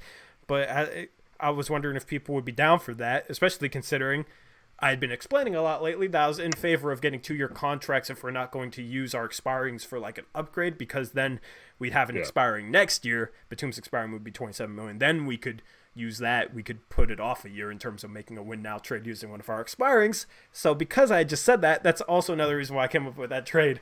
And Eric's whole thing was, this is crap, basically. Like, and he said it in like 50 different ways. You took it that way. I'll go read it. You beat me down. So I guess he is being edgy, which is fine. I'm sure people were like, oh, they're fracturing. The Blazers Uprise guys, they're fracturing. They're arguing. Oh no. He's gonna need a new podcast co-host. Eric's gonna start his own channel. If Reed's still in here, we bonded over being blocked by you. Did you? You guys probably trashing me in DMs. Oh man. Reed just did a couple of my pet peeves. There's just a couple of pet peeves that I have. It's not even a big deal, but it was in the morning too, and I'm cranky in the morning, so I was like, nah. That's and real quick, for anyone who's trying to tell me to donate money, I do this for free, man. I don't see any of this money. So like, I offered. No, I'm not saying it's bad. I just want saying, people like, to know so that people aren't like, oh wow, you just taking it all, you asshole. Like, just have to put that disclaimer out there. Anyway, before people be like, let's move on to the next Twitter thing, and that's that Chad Dewing said that the lack of ball movement was CJ and Dame's fault and had nothing to do with coaching. What are your thoughts on that? I mean, okay, so what does our coach do to improve our ball movement then? Because the coach should be able to have an impact on the type of offense we run. And if he doesn't have an impact because of our star players, then that's a problem with the coach. If our, his whole thing was like, okay, how do you stay employed longer as a coach? And obviously that's to make your stars like you, but you can still hold your stars accountable. My whole point was, look at Greg Popovich. Greg Popovich probably holds his players more accountable than anybody else, and he's been the longest tenured coach in the NBA. But he's like, oh, anybody could win a championship with Duncan and Robinson. But it's also like Greg Popovich is looked at as the best coach in the NBA. And he won, he won with Duncan being a shell of himself in 2014. Like, Duncan was nowhere near the same player. I don't know. It's just, that's the thing. Well, that whole thing. That whole thing. The thing is like a lot of this Twitter stuff touched on narratives that I talk about a lot on air. So that's why I like going back over him and showing you guys, like, see, this is what I'm talking about with the way certain people look at things and why I disagree with them. Here's a good example. And that conversation with Chad Dewing. And this is the funny part. If you're saying that it's up to Dame and CJ for ball movement, that supports the theory that Stotts hasn't really done anything to coach this team is not the reason for the success. It's that Dame and CJ are really good, right? Yeah. And they can take over games despite crappy offense. They can make a really crappy offensive set look very nice because they can make tough shots, right? Yeah. And that's basically what you're saying, right? And that what does Stotts do then? If he's not coaching, like setting up plays or telling them to pass more or to getting the team to share the ball more, like what is the point of defending him then? Like, what are you defending? Because like anyone could do that. I mean, you or I could just go say, yeah, it's DJ and Dame, you go play, and then if they hog the ball, just be like, well, that's on them, don't blame me. Yeah. Like, I don't, that's just dumb to me. Like, I don't understand that. I like, agree with that. That's the thing, is we slowly got him to like talking about the ball movement, and then his points made less and less sense to me. And then I think he kind of retreated back to injuries. He kind of strayed out a little too far there. Got to retreat back to injuries. But I mean, that's how it is. That is how it is. I wouldn't talk about it this much if I didn't get mocked and clowned by him. And you know what I mean? Like, it's not personal, but fine. If you're gonna mock me and clown me, then okay, I'll talk about say what I want then, because obviously he'll say what he wants to. And like we talked about, other than like a 1 week period where before or after we signed Anthony and before Gasol got waived, we've had a open roster spot the entire season. So like the lack of a bench right now, stuff like that. This is kind of partly on Olshey too. Is that, I mean, yes, the Anthony move is looking like a good pickup right now, but like we've had the ability to add another piece to this roster, like a big like Noah or Fareed earlier in the season, and so like the fact that we're thin up front shouldn't be an excuse for this organization. But I feel like by not adding someone, they can use this season as an excuse instead of, if they had like Joakim Noah, then they wouldn't have the excuse of like, well, we have a big right now, you know? Yeah, and that's the thing. We only have 2 legitimate bigs. We only have 2 guys that can effectively play center. So when one of them gets in foul trouble and the other gets gassed, what do? We saw that tonight. Tolliver had to play some center. He's not a legitimate center. We need another 4 or 5 type. I mean, that is why, you know, it does hurt not having Collins, because Collins was kind of like that third guy, you know, if Scal got into foul trouble, whatever, you know, Collins could slide over, play some center. And we don't have that anymore. But that's all the more reason why we should go out and sign like a Kenneth Fareed, a guy who could probably play next to Scal, because Scal can play power forward or center. Fareed's kind of like an undersized center, you know. I mean, their skill sets just have to mesh well enough, and I think they do if Scal starts shooting jump shots, which he doesn't do for whatever reason. I don't know. I like his shot, but he doesn't shoot. Like a guy like that who can slide over, play some center. So in a game like tonight when in a game like tonight when Whiteside and Labissiere gets in foul trouble, then we have a third guy who can play center, who can slot in instead of us having to put Tolliver there. Because when we put Tolliver there, he got beat by Baines, like over the top. Baines just sealed him, got a pass over the top, easy lay in. I think there was another play that was just like, damn, it's not really Tolliver's fault. He's just too undersized to play the 5, especially against a guy like Aaron Baines, who's been terrific this year. The hype's real. I mean, that dude has improved a lot. Hit multiple threes against us. That guy's legit. Yeah, I mean, I don't know. We need a third guy like that, so I want to go get a Kenneth Fareed. Even a Joakim Noah I'd be on board with, even though I'm not a huge fan of him. Just somebody that can be a third-string setter, you know? It can be a guy who maybe plays some 4, or it can be a guy who literally doesn't play and just comes in case of emergency, but when he comes in, he has the size to play the 5. Yeah, for sure. I mean, I wasn't expecting a move right now. It's weird that it's been so long since there's been a trade in the NBA. Yeah. I don't know if so Matt Young on Twitter, I don't know, I don't recognize his name from chat, but he sent us a trade thing on the for fantasy feed basketball. for your that's a real life trade. Gotcha. You posted the stream for the chat, and he replied with a trade thing, and I think it's a little crazy because it's a 4-team trade. Yeah, but I will never don't suggest know why a 4-team trade unless it's like very, very minimal pieces to a couple of teams. So Minnesota gives up Gorgie Zhang, Robert Covington, and gets Bazemore, Gary Trent, Thad Young, and a first, but they give up a first to the Bulls. Like, that doesn't make sense. Yeah. Yeah. But yeah, I think the picks are way too. So they get a first from who? From the Bulls? We're giving up 2 first-round picks and a second-round pick for getting Glenn Robinson, Robert Covington, and Otto Porter for Whiteside, Hazonia, Bazemore, Trent, and Tolliver. Okay. But yeah, I don't know. That's not bad on our end. 2 first-round picks is a little bit much, but that's not terrible. Yeah, our end isn't terrible in that, except for that leaves us without a center because that's the thing. Is a lot of times 3 wings that we traded Whiteside. A lot of times when I'm trading Whiteside, I'm trying to replace him with like whether it's a Derek Favors or Gorgie Jang or something like that, replace him with the center because we will need a backup center if we trade Whiteside. So that's the thing to remember. It could be a separate trade where we trade for like a Willie Hernan Gomez type of guy who's undervalued by Charlotte or something like that. I don't know. But 4-team trades are a bit rough. I don't know. Maybe it was Minnesota trading their pick, getting something a little bit better in Chicago's. That is kind of confusing. I'll have to look it up. My phone's dead at the moment.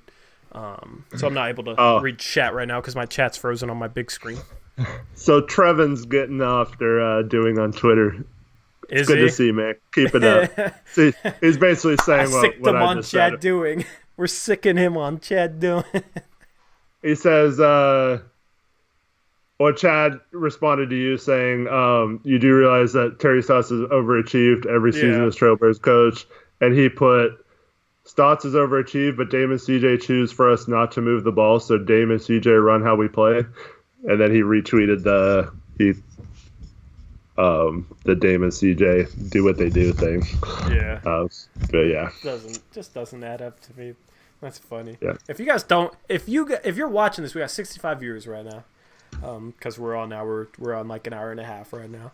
If you guys are watching this and aren't on Twitter, don't follow me on Twitter. There's a lot of really good, interesting engagement there.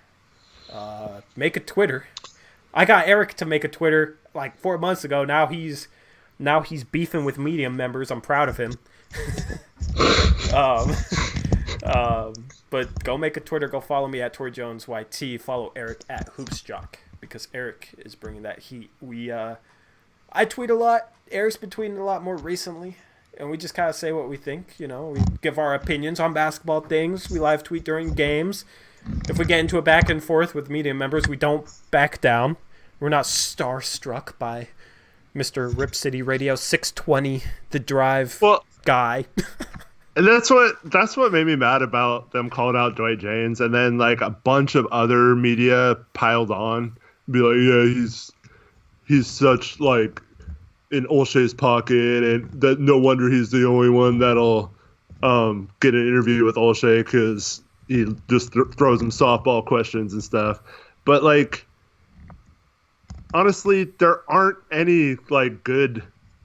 I mean, they're all fine people. I'm not saying anything about their character or anything, but like, it's not like any Portland media gets inside information or gets any scoop or has anything. They're all like that, and they all kiss up to the Blazers, and they all are afraid to call out Stotts or do anything, even if that's truly how they felt. They would never say that, and that's why Chad will never say that, because he can't really do that, having a show on the Blazers radio station and stuff. So like, I mean, I like to think that we just tell what we think, and we're not here to please anyone, or we're not here to make sure we keep our jobs or anything like that. So like, I hope you guys appreciate that we try to give you honest answers, and it does seem like bashing a lot of the times. And we won the game tonight, which is great. I'm so glad we got that win. We just need to find ways to win games like this, which we did. But yeah, like, it does seem like bashing, but I feel like me and you are truly more objective than they are. You know what I mean? I just try and be objective, and I try and like I study the game, and I try and apply what I know and what I learn about the game into being truly objective about this team, trying to not be biased towards this team and be truly objective over what's happening there. And I get clown for it. I don't think it's bashing, you know, because honestly, with this bad start, it's either bad due to the injuries, and if you think that, then you think this roster isn't good enough as is to be a 500 team, or you think it's bad because of coaching. Maybe it's a little combination of both, but you know, there's going to be something honestly, negative. It probably is multiple things. It is multiple things. A big part of it is kind of like coaching, the way they play, the brand of basketball they play. But we'll admit it's like a little bit of everything. I'll admit that injuries hurt us, you know what I mean, but they won't admit that it's anything but injuries, and that's the problem I have, and that's why we go after it, you know what I mean, because I want to. I mean, it helps putting my name out there, engaging with somebody like that on Twitter, but also I want people to see somebody who knows about the game of basketball standing up to these media guys who normally just say injuries, and everybody in their comment section, everybody they engage with, either can't keep up with them in terms of the engagement or aren't well versed enough in terms of basketball. But going back to your overall point about, you know, they all kiss up to the Blazers, pretty much the only people that don't either have like what seems like ulterior motives. Isaac? Was it Isaac Ropp that got fired? Yeah. Fired. So then after that, he was very vocal about his displeasure with the whole organization, and a guy like John Canzano, who's There's been many bad things in regards to him. Not even necessarily. I don't know. Like, if you guys don't know about John Canzano, do your research. But basically, screw that guy. Screw that guy. Dude is not. I don't know. I like Chad Doan as a person. Travis Demers as a person. Dwight James I have no issue with. Like John Canzano as a person though. I don't know him, but like some of the stuff I've seen, I'm not fond of him in this slide. I just don't get like butting up to like most of those guys, but then calling one of them out, like, because they're all the same, Yeah. Like, yeah, that's strange, man. How did he call him out? I'll have to go on my other Twitter account. My phone should be charging. Here, I'll bring it up. Hold on. I'll look it up. I just got signed into my. Trying to find it. Hold on. They tweet so much, it's hard to find sometimes. I know, man. That's why being blocked wasn't a huge deal to me by them. Also, they didn't follow me back, so screw it, fine.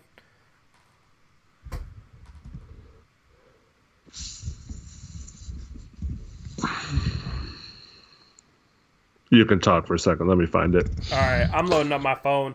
I can't even see chat because for some reason my chat is like all blank right now. Chat is just like Neil Olshey, Anthony Tolliver, Evan Turner, and a bunch of people talking. I saw that. It seems like chat's entertaining themselves, which I'm fine with. I'll have to work so hard to entertain them. I'm going to open up my window a little bit because it's hot in here.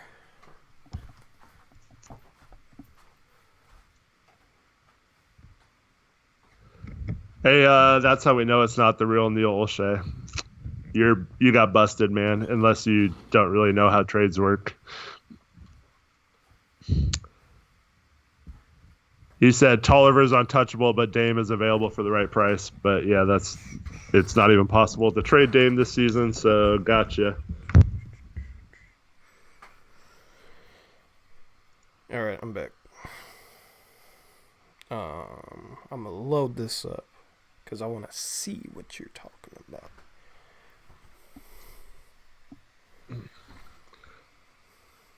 So Dwight had an article, and it was basically, I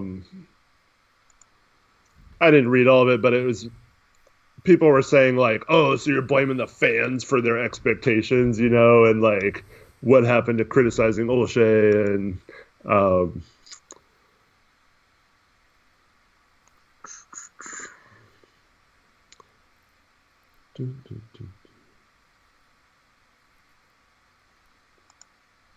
I got it.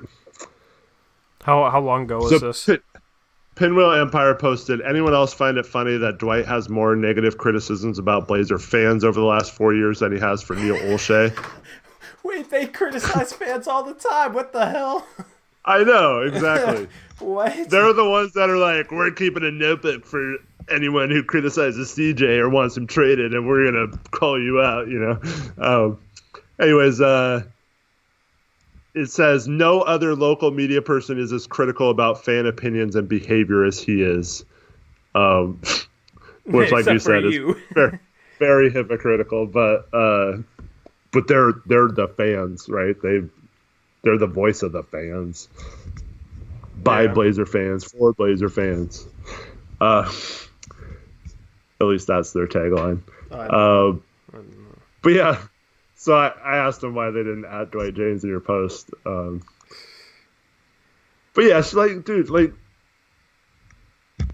other than like you mentioned Isaac Ropp, like what other media member criticizes Olshey or like says anything bad about the Blazers? Like it just doesn't happen around here. I mean, Dan Marang just called Blazer fans who think Stotts is a problem, basically made them the equivalent of flat earthers. So yeah. I'm taking some screenshots of sometimes they've criticized fans. If you guys have times where they've criticized, actually I'm blocked by them, but I'm on my other account because there's a couple tweets tonight.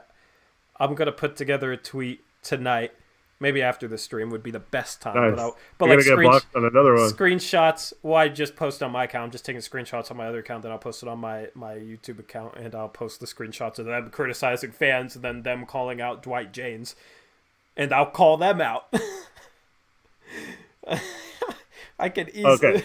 So, let's start some bait, bro. I'm feeling feisty today. Here, listen to this. Okay, why call yourself an insider when you're more critical about people on the outside than people on the inside that you're supposed to be covering?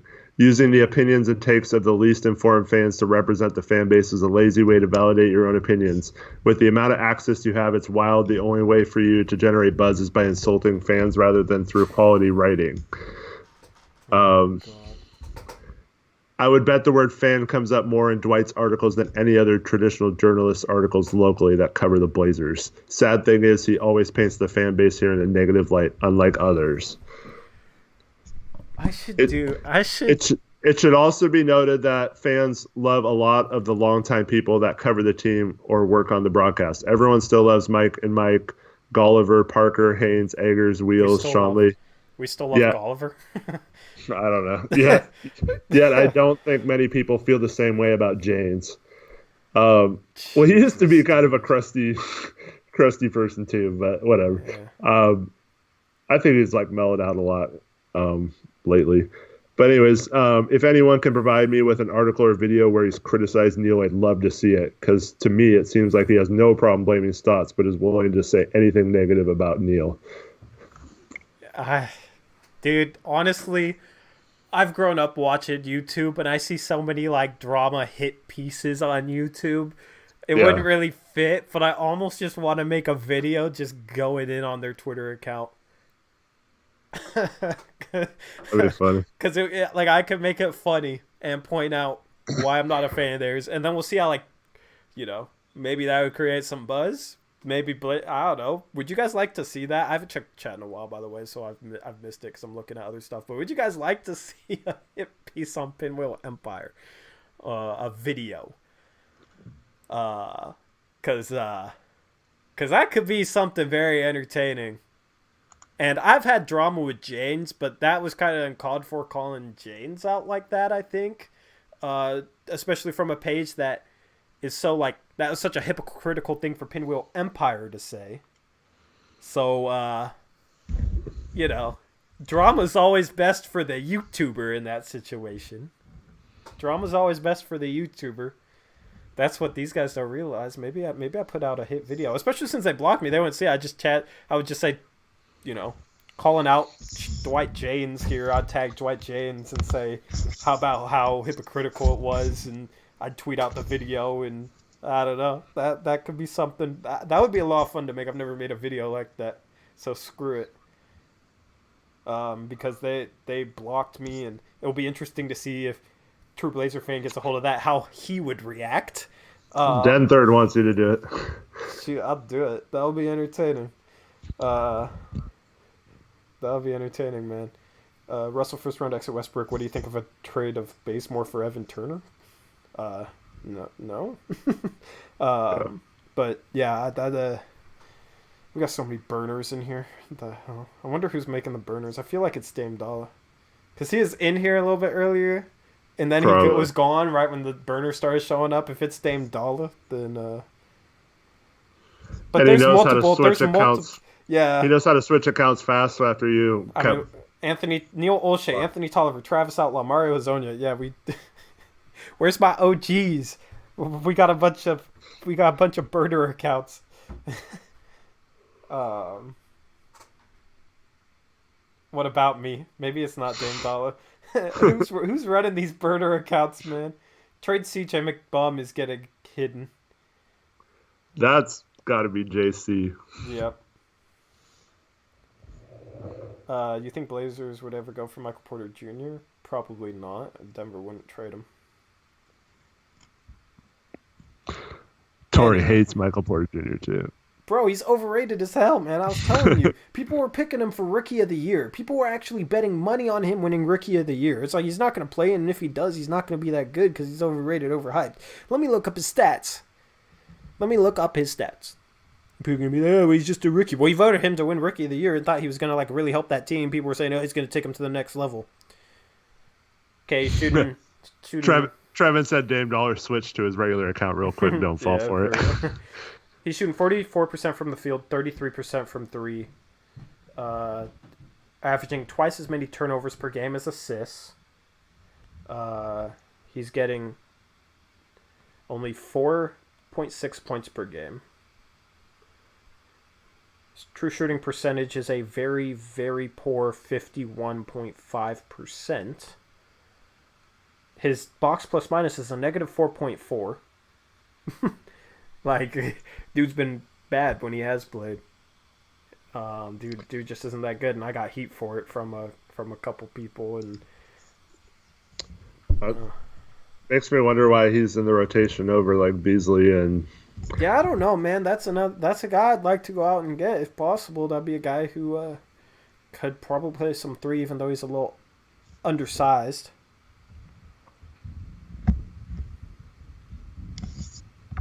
The thing is, with back to this Pinwheel Empire thing, he's giving like Dwight James crap for not calling out Neal, but I call out Stotts, and I think Pinwheel Empire called me out for calling out Stotts. So it's like, okay, do you want people to call out what they think are the issues with this organization or team, or not? Like, well, see, that's what he said in one of his things. He's like, because people have their things, so like. You can't call out Stotts, but you can call out Olshey. Like Blazers Edge is like that too.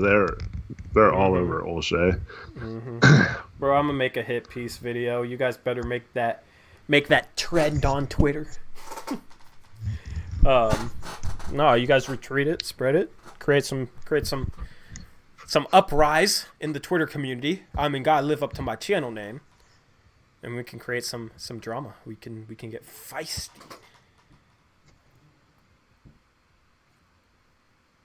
But I'm reading through his Twitter because I want to screenshot stuff of him criticizing fans because I know it's there. The guy with the Anthony Tolliver picture who said he was Anthony Tolliver now is calling himself Paul Allen. So we have the ghost of Paul Allen in here now. Oh, my goodness. Hey, what's up, JDC? What's up, JDC? I wonder he how said, welcome back, Paul Allen. What's up, man? We're kind of going in on Pinwheel Empire here for what they tweeted out about Dwight James earlier. For anybody who just new to the stream, because I'm not necessarily defending Dwight. I mean, I've gotten into it with Dwight. I just thought that tweet was hypocritical and it didn't make sense. Like, because they do it too. You can't call somebody out for they call out fans so much when you do it too. You know what I mean? So I'm going to call out that hypocrisy because like it's like blanket statements like that. I usually try and not make blanket statements, you know. I'll say there's some people who criticize, you know, I don't know. Like I criticize fans, but I don't really get on people for criticizing fans unless they do it like constantly, and I feel like I don't do it constantly. I don't know. It would be an entertaining video. Calling out. Yeah. I just don't like I said, it's like most of the media is not like critical of the players or the team. So like, but then it's like the same thing with the forum. So like, people tell you not to be critical of like Dame or CJ or Stotts or whatever. But then they're like, oh, Whiteside's a lazy bum. It's like, well, you just told us not to be critical. And like, well, it's just the fact that he's lazy, you know? Like, it's dumb stuff like that. Like, It drives me crazy. Yeah.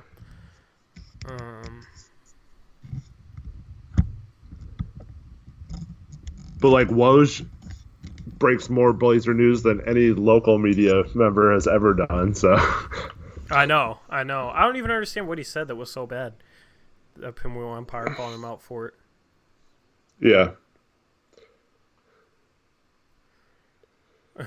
There's a tweet from a couple days ago. We were anti-Myers before any of the media or large accounts on Twitter. We got so much hate routinely for it, and we're blocked by many people for it.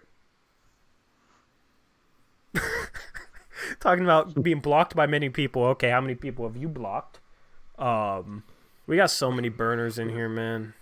This is crazy. I'll have to go through their Twitter after the stream is over and find some stuff to use against them, because there's been stuff that they've said calling out fans that it's just like, you can't be sitting there calling out Dwight James for that. Maybe I'll get Dwight James on my side. I just want to see how that goes down, so I'm going to do it. I am going to do it. Mario Hazonia says he's not a burner, dude. What's up, then, Mario? If that's actually Mario Hazonia, then if you want to hear me rap, donate me $100. I'm sure Mario Hazonia cares about you rapping. I know, he probably does, actually. Dude, they called out Fentress. Do you think Aaron Fentress is sexist? I don't know. I don't listen to him enough, but there's a tweet. Like, these guys are slandering people. Fentress going to the Athletic is the best thing to happen to this market in a long time. Having him spout out his sexist takes from behind a paywall that we can all ignore is a gift. Damn. What? Like, I mean, maybe he said some sexist things. I haven't heard him say sexist things. Like, is Aaron Fentress sexist, do you guys think? Like, or is this like Pinwheel Empire, like going out on a limb just to slam people? Because like I'll be feisty with media members, but I don't tweet out stuff like that. That's crazy. I get rants in my DMs for that one, if you know what I mean, Eric. Yeah. By the way, if anyone starts a Dwight James burner account, we'll know it's not real because he's sleeping by now. No, it's 10:42. It's past his bedtime. See, that's the lake that I'll go to. The Pinwheel Empire. We'll try and bury that man, I guess. Yeah, it'll be interesting. I gotta find this on some other time, because there's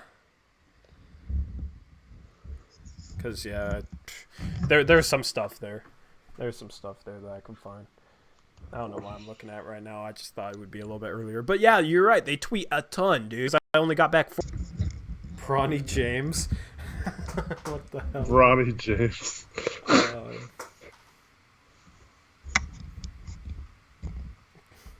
Yeah, I can still hear you, so... Okay, actually, I think we got the stream back. I think we're back. Okay, dope. Yeah, I was going to say, I could still hear you that entire time, so I don't know why my streaming software was having problems with that, but we got so many burner accounts in the chat. In the chat. We are sitting at $58 in donations. Doesn't look like we're going to get that extra $42 to make me rap. That's a little bit of a sigh of relief. Make a Pinwheel Empire diss track. I'll diss literally everybody that's recognizable in terms of Blazers Twitter. Oh my goodness. What's up, First P Last JL? Shout out to First P Last JL for the Patreon donation that he dropped a couple days ago. That was a $25 donation. I'm gonna message you, First P. I'm gonna message you on Patreon because I owe you a spot on a live stream and a mailbag, because I want to make those mailbags a little bit more interesting and have people join me for those. That'd be cool to have like somebody different each week. This week it'll just be myself, but it'd be cool to do that with people who donate to Patreon. If you guys want to appear on as a guest on one of my live streams, then you can donate to Patreon for $10. You can get on a live stream. You can join me. You can join Eric on a podcast or this post-game show.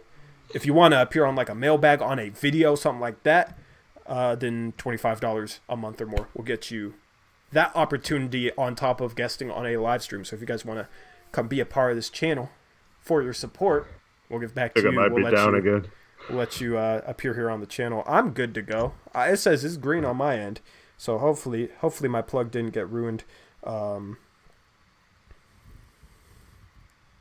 says I got to go. Won't hear your response if you respond to this message, though. Is it down?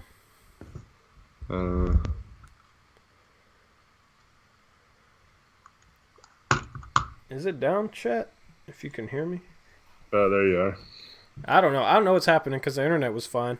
I don't know what's happening. If the chat's, I don't know, is the stream lagging for you guys? The internet may be quitting on me. I wonder if streaming for 2 hours straight is a thing, because it always happens around like 2 hours. Turistas says, fix your internet and I'll fix my offensive system.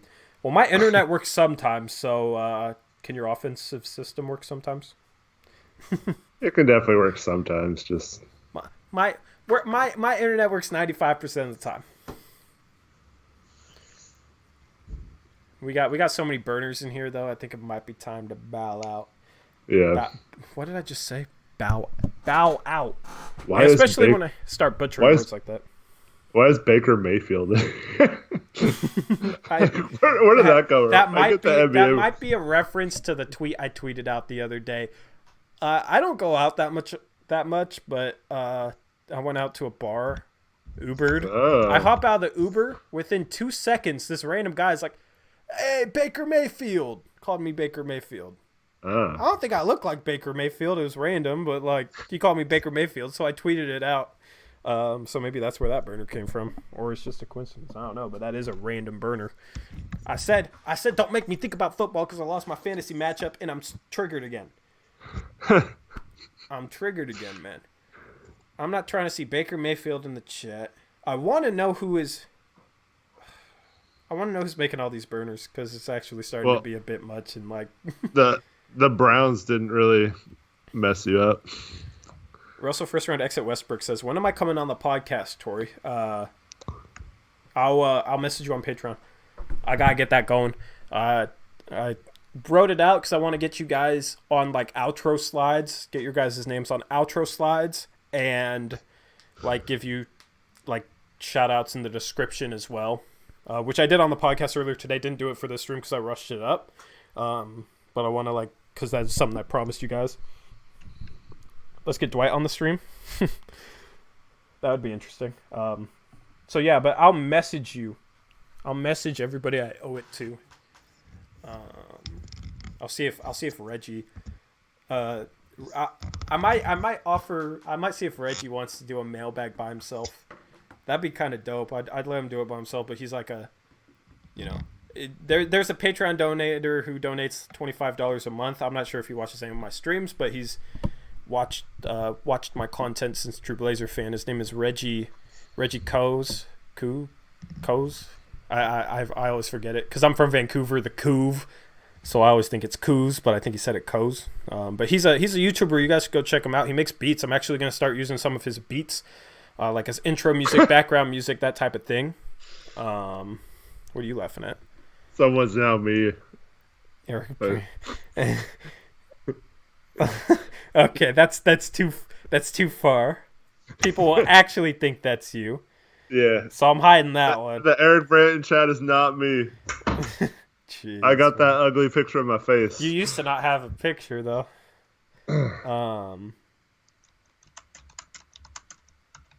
Is my stream lagging again? It's looking good from my end. I don't know what's going on. My stream's getting tired, but yeah, go check out Reggie Coes. I might see if he wants to do a mailbag by himself, since he's like already a YouTuber, already has like really good camera, that type of thing. That'd be cool for just a mailbag, because he's a Blazer fan. He's like our most high profile like supporter of the channel. He has like 1.2 million subscribers, which is insane. Dude's like Vine famous, and now he's doing a lot of videos. Like I used to mess around and make hip hop beats. So like he does videos where he goes through him making a beat like from the start. So actually it's very interesting for me because I've messed around with that type of stuff before. My setup was just absolute garbage. His setup's legit. He knows what he's doing. But yeah. So someone's you now. Okay, we can stop with the burners. I know it's like 1 or 2 people doing that. If somebody comes forward, then I'd appreciate that. Step forward and give yourself up. The burners were funny about 10 burners ago, but now we're at like 50 burners in here. I feel like all 49 people is like one guy on burners.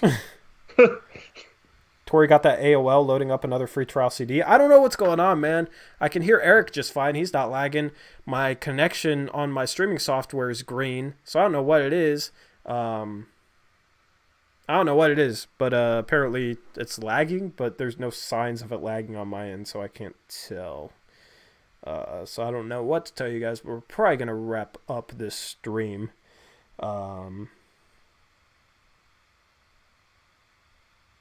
We got Yo Yo Mama. Oh my goodness, dude. Don't read that. Don't read that comment, Eric. Don't do it. What? The forehead ones? No, the one that Yo Yo Mama just said. Oh. I ain't trying to hear you say nothing like that. So Dame Dollar admitted to being Anthony Tolliver, Dwight Howard, and Torrey Jones. Okay. Evan Turner is Brian Scalabrine. Okay.